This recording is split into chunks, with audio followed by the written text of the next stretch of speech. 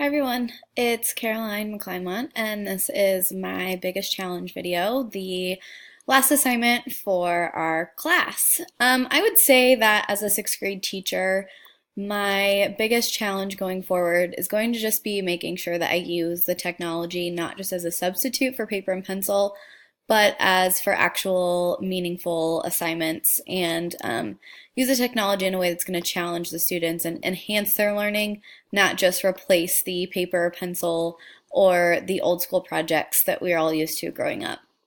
I think one of the ways I can do this is I understand that technology is a huge factor, but I think I need to make sure that I limit the technology use in the classroom. I think that kids need to be exposed to a variety of resources, not just, for example, their iPads in my classroom.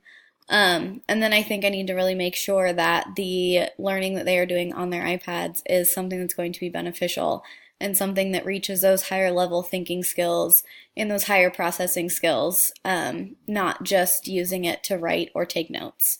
So that's my biggest challenge moving forward. I really enjoyed this class and the program, and I hope everyone else did too.